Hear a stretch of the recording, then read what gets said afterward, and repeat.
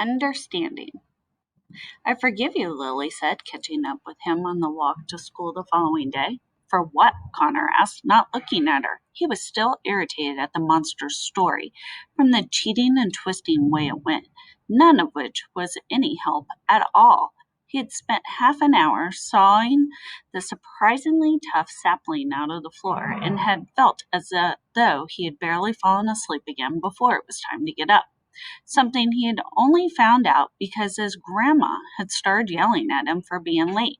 She wouldn't even let him say goodbye to his mom, who she had said had had a rough night and needed her rest, which made him feel guilty because if his mom had had a rough night, then he should have been there to help her, not his grandma, who had barely let him brush his teeth before shoving an apple in his hand and pushing him out the door.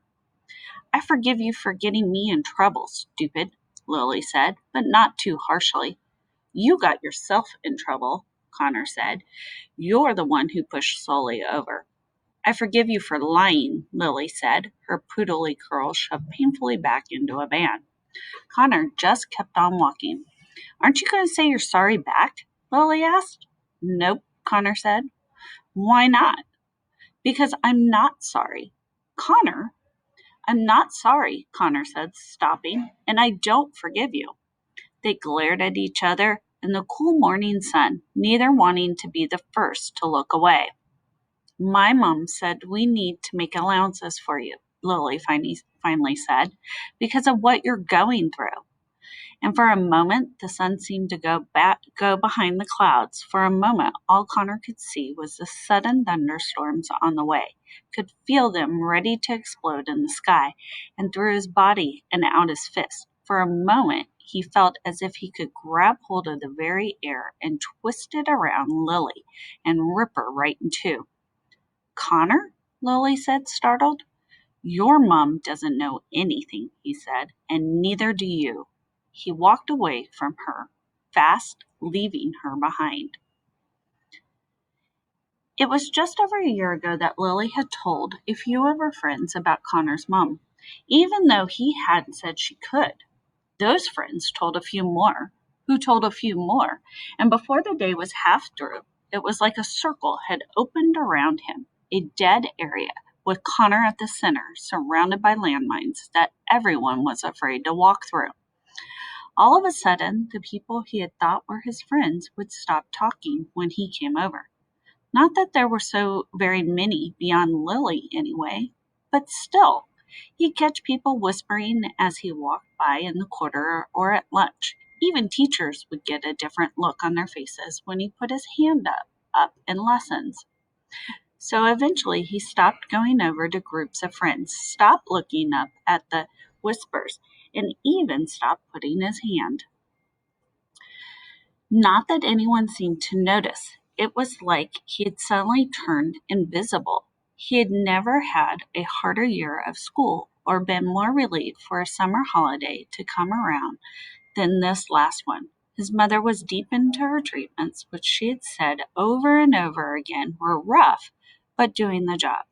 The long schedule of them nearing its end. The plan was that she'd finish them, a new school year would start, and they'd be able to put all this behind them and start afresh. Except it hadn't worked out that way. His mom's treatments had carried on longer than they'd originally thought. First, a second round, and now a third. The teachers in his new year were even worse because they only knew him in terms of his mom and not who he was before. And the other kids still treated him like he was the one who was ill, especially since Harry and his cronies had singled him out. And now his grandma was hanging around the house, and he was dreaming about trees. Only maybe it wasn't a dream, which would actually be worse. He walked on angrily to school. He blamed Lily because it was mostly her fault, wasn't it? He blamed Lily because who else was there? This time, Harry's fist was in his stomach. Connor fell to the ground, scraping his knee on the concrete step, tearing a hole in his uniform trousers. The hole was the worst part of it. He was terrible at sewing. "You're such a spaz, O'Malley," Sully said, laughing behind him somewhere. "It's like you fall every day." "You should go to the doctor for that," he heard Anton say. "Maybe he's drunk," Sully said. There was more laughter, except for a silent spot between them where Connor knew Harry wasn't laughing. He knew without looking back that Harry was just watching him, waiting to see what he would do. As he stood, he saw Lily against the school wall. She was with some other girls heading back inside at the end of break time. She wasn't talking to them, just looking at Connor as she walked away. "No help from your super poodle today," Sully said, still laughing. "Lucky for you, Sully," Harry said, speaking for the first time. Connor still hadn't turned back to face them, but he could tell Harry wasn't laughing at Sully's joke. Connor watched Lily until she was gone.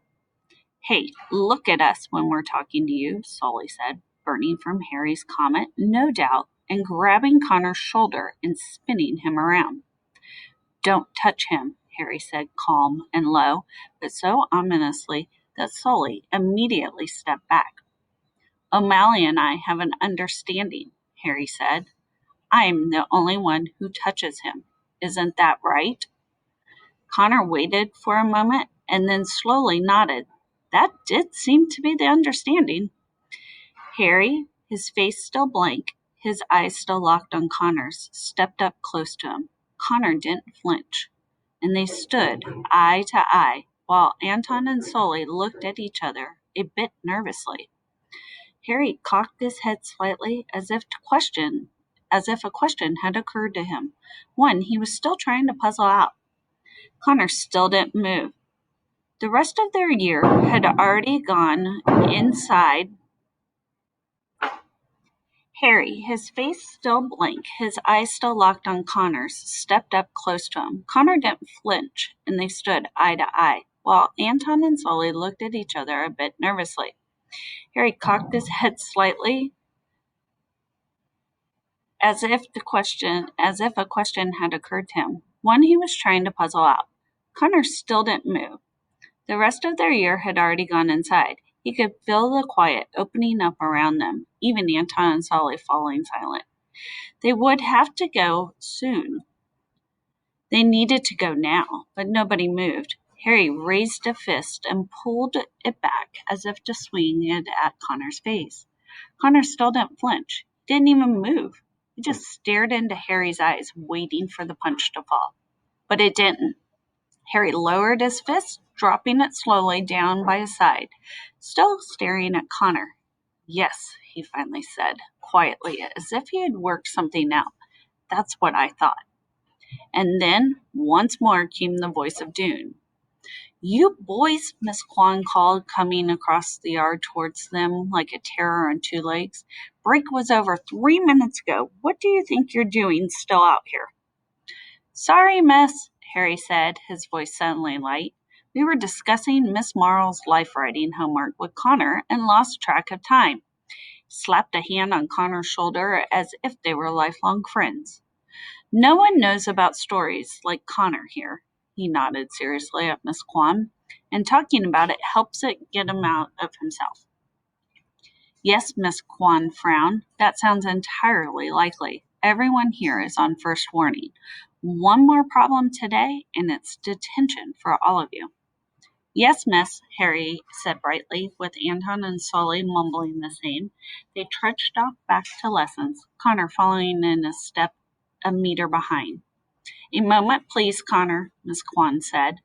He stopped and turned to her, but didn't look up at her face.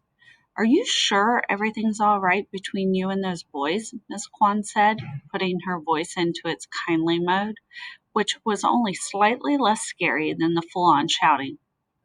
"Yes, miss," Connor said, not looking at her.